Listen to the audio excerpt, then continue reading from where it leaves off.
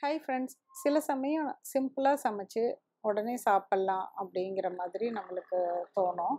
அந்த மாதிரி ஈஸியான ஒரு ரெசிபி தான் அவல் கொழுக்கட்டை. ப்ரௌன் ரைஸ் அவல் எடுத்திருக்கேன். நீங்கள் ஒயிட் அவல் இருந்தாலும் எடுத்துக்கோங்க. இதை கொஞ்சம் தண்ணியில் போட்டு 5-6 நிமிஷம் போதும் ஊற வச்சுட்டு, அதுக்கப்புறம் அப்படியே எடுத்து பிழிஞ்சு, ரொம்ப கசக்க வேண்டாம், அப்படியே தண்ணியை மட்டும் நல்லா பிழிஞ்சு இன்னொரு பாத்திரத்தில் போட்டுக்கோங்க. பாருங்கள், இது வந்து சாதம் மாதிரி இருக்கும், ஆனால் பிசு பிசுன்னு இருக்காது, நல்லா பொல பொலன்னு ஆகும். நல்லா கையில் அமுத்தி விட்டு நல்லா பிசைஞ்சிருங்க. நல்லா பிசைஞ்சு விட்டு இது தனியாக எடுத்து வச்சுருங்க. இப்போ ஒரு பேனை ஸ்டவ்வில் வச்சு 1.5 டேபிள் ஸ்பூன் நல்லெண்ணெய் விட்டுக்கோங்க.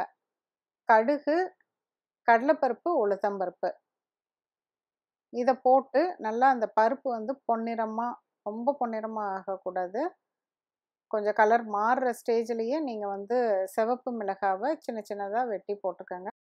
1/4 டீஸ்பூன் பெருங்காயம், கருவேப்பிலை, இது எல்லாத்தையும் போட்டு நல்லா வறுத்து விடுங்க. நல்லா இதோட வாசம் வரணும். மிளகாய், கருவேப்பிலை, அந்த பருப்பு, பெருங்காயம், இது எல்லாத்தோட வாசமும் நல்லா வர வரைக்கும் நல்லா வறுத்து விடுங்க. அப்படியே இதை எடுத்து அவல் ரெடி பண்ணி வச்சுருக்கோம்ல, அதில் வந்து கொட்டி நல்லா கலந்து விடுங்க. இதுக்கு எண்ணெய் வந்து கொஞ்சம் அதிகமாக தான் ஊற்றணும். தேங்காய் துருவல், ஃப்ரெஷ் தேங்காய் துருவலையும் சேர்த்திக்கோங்க. பல்லு பல்லாக வெட்டியும் சேர்த்திக்கலாம். ரொம்ப உப்பு வேண்டாம், ஒரு 1/2 டீஸ்பூன் உப்பு சேர்த்துனா போதும். இது இப்போ கையால் நல்லா அமுத்தி பிசைஞ்சு கொழுக்கட்டையை பிடிச்சிடலாம். உருண்டையாகவும் பிடிக்கலாம்.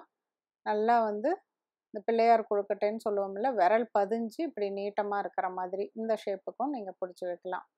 இப்போ இது வந்து மறுபடியும் வேக வைக்கிற அவசியம் இல்லை, நம்ம அப்படியே சாப்பிட்லாம். பட் சூடாக சாப்பிட்ணும், அப்போ நல்லாயிருக்கும். அதனால் இட்லி ஸ்டாண்ட்லேயோ இந்த மாதிரி ஸ்டீம் ஸ்டாண்ட்லேயோ வச்சுட்டு 2 நிமிஷம் மட்டும் சூடு பண்ணிவிட்டு எடுத்து வச்சு சாப்பிடுங்க. நல்லா என்ஜாய் பண்ணுங்கள். கண்டிப்பாக இது ரொம்ப டேஸ்டியான, ஹெல்த்தியான ஒரு ஃபுட்டு, உங்களுக்கு பிடிக்கும்னு நினைக்கிறேன். மீண்டும் ஒரு புதிய ரெசிபியோடு உங்களை சீக்கிரம் மீட் பண்ணுறேன். தேங்க்யூ.